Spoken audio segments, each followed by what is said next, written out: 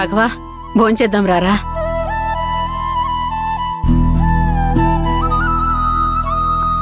రే రారా భోంచేద్దాం. అసలు ఆ మాట ఎలా అడుగుతున్నారత్తయ్య?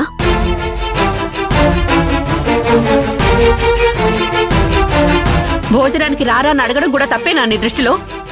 ఎలా ఆకలి అవుతుంది అనుకుంటున్నారు? ఇంత జరిగిన తర్వాత కూడా ఎలా ఆకలి అవుతుంది?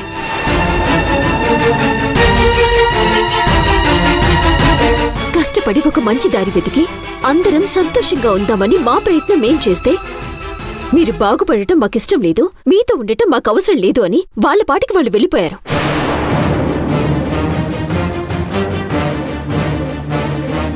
వచ్చిన మంచి అవకాశం పోయిందన్న బాధలో ప్రశాంతంగా అన్నం ముందు కూర్చోగలుగుతామా? కడుపు నిండా తినగలుగుతామా?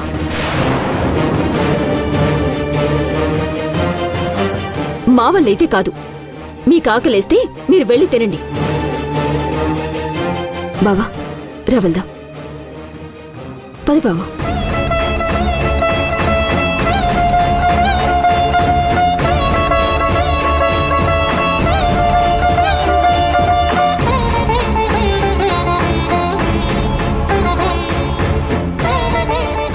ఏంటమ్మా బాధపడుతున్నావా? ఇంత జరిగిన తర్వాత కూడా బాధపడకుండా ఎలా ఉంటానే? దాని బాధలో కూడా అర్థం ఉందిగా. క్షణాల్లో అందరి ఆనందాన్ని ఆవిరి చేసి వెళ్ళిపోయారు. అయినా ఏనాడు నా మాటకెదురు చెప్పని భూమి కూడా అలా ఇలా మాట్లాడిందో నాకు అర్థం కావడం లేదు. మాధవైనా సర్ది చెప్తాళ్లే అనుకుంటే వాడు భూమిని వెనకేసుకొచ్చాడు. వాళ్ళు చేసింది మనకి తప్పుగా అనిపించొచ్చమ్మా, కానీ వాళ్ళు చేసింది మంచి పని అమ్మా. అది మంచి పనేంటే? కుటుంబాన్ని కలవకుండా చేయడం మంచి పనా? నువ్వు ఇక్కడుండే మన గురించి మాత్రమే ఆలోచిస్తున్నావు. ఆలోచించుకోవడానికి మనకి మనమైనా ఉన్నామమ్మా, కానీ ఎవరూ లేని అనాథలు ఎంతో మంది ఉన్నారు. వాళ్ళ గురించి ఆలోచించేదెవరు? భూమి లాంటి ఒకరిద్దరు కూడా ఆలోచించకపోతే వాళ్ళందరూ ఏమైపోవాలి? అభిమానాలు, ప్రేమలు అన్నీ ఉండి కూడా ఇంతమంది ఇన్ని కష్టాలు పడుతున్నామే. పాపం, సాయం చేసేవాళ్లు లేక, దగ్గరికి చేరదీసేవాళ్లు లేక, ప్రేమగా మాట్లాడేవాళ్లు లేక, ఆకలేస్తే కడుపు నిండా అన్నం పెట్టేవాళ్లు లేక, అనాథలు ఎన్ని బాధలు పడుతున్నారో ఒక్కసారి ఆలోచించు. భూమి కుటుంబం కన్నా వాళ్ళు ముఖ్యమైంది కాబట్టి అలా మాట్లాడింది. తన నిర్ణయం వల్ల వాళ్ళకు బాధ కలిగి ఉండొచ్చేమ్మా, కానీ 100 మంది జీవితాలు బాగుపడతాయి.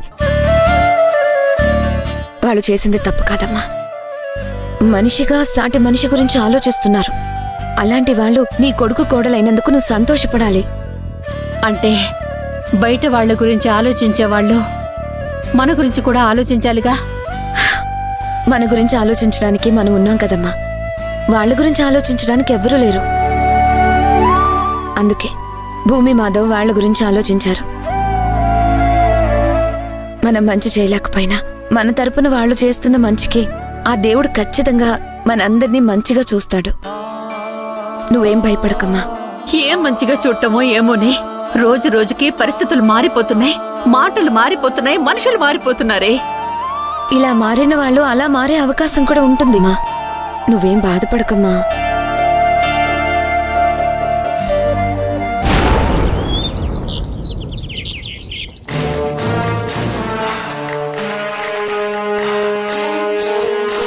ఏంటే ఏదో కొంపలు మునిగిపోయినట్టు మొహం అలా పెట్టుకుని కూర్చున్నావు? ఏమైంది?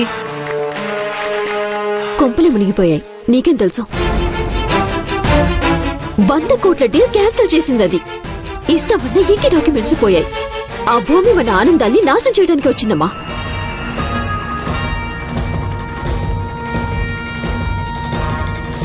సర్లే పోనీవే. వాళ్ళెవరిదో క్యాన్సిల్ అయిందని నువ్వు బాధపడతావెందుకు? ఆ రుద్రాని వాళ్ళ ఆస్తి పోతే నీకేంటి ఇబ్బంది? అసలు విషయం నీకు అర్థం కావడం లేదు. దాంతో ఆ చిన్న పని చేపిస్తే నాకు 50 లక్షలు ఇవ్వడానికి సిద్ధపడ్డారు. కాదు కూడదు ఇంకొక 50 ఇవ్వమన్నా ఇచ్చేలా ఉన్నారు. 100 కోట్ల డీల్ అంటే అసలు చిన్న విషయం అనుకుంటున్నావా? గట్టిగా కూర్చోవాలి కాని 2-3 కోట్లైనా ఇచ్చేవాళ్ళు. 2-3 కోట్లా? అదే కదమ్మా నా బాధ. ఆ భూమి కాని చెప్పిన వాటికి సరే అనుంటే ఇంకొక 50 లక్షలు వచ్చేవి.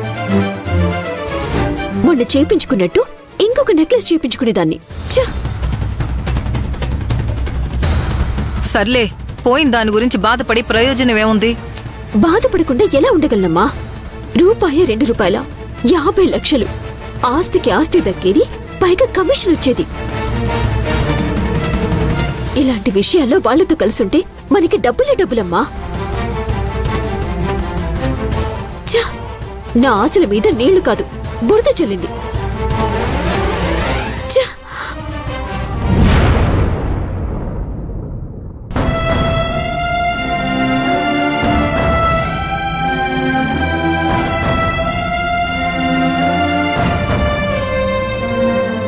బావా, టిఫిన్ చేసావా?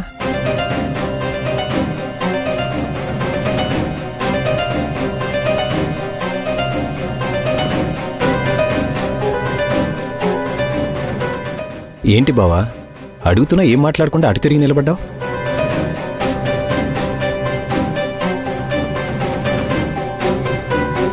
ఏంటన్నయ్య, బావ ఎందుకు మాట్లాడట్లేదని ఆలోచిస్తున్నావా? ఎలా మాట్లాడతాడన్నయ్య?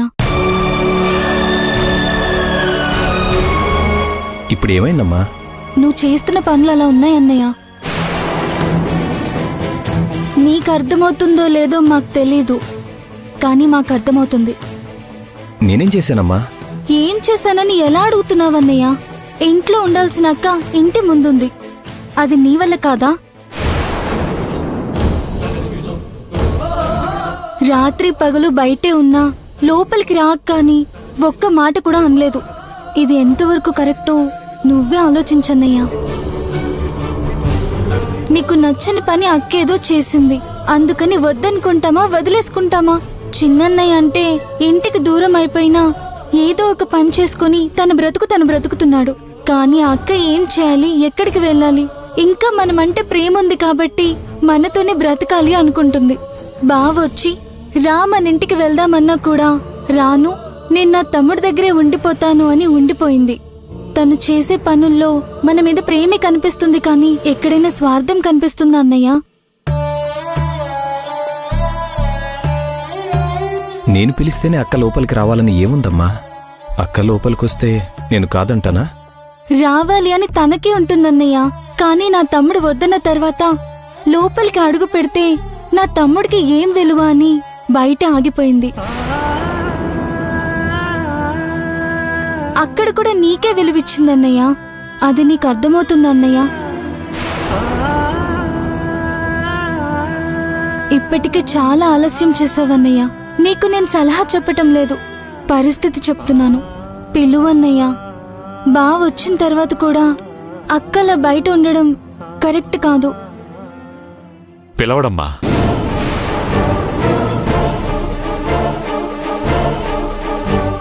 ఎందుకంటే ఈ రాఘవ ఆ రాఘవ కాదు. తను మారాడు, ఇంట్లో పరిస్థితులు కూడా మార్చాడు. పంతాలు పట్టింపులతోటి ఈ అన్న ఆ తమ్ముడి మాట వినడు, ఆ తమ్ముడు ఈ అన్న మాట వినడు.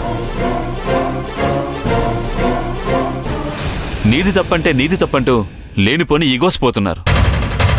ప్రేమ స్థానంలో నువ్వు నేను అనే భేదాలు ఎప్పుడొస్తాయో అక్కడి నుంచే పతనం మొదలవుతుంది.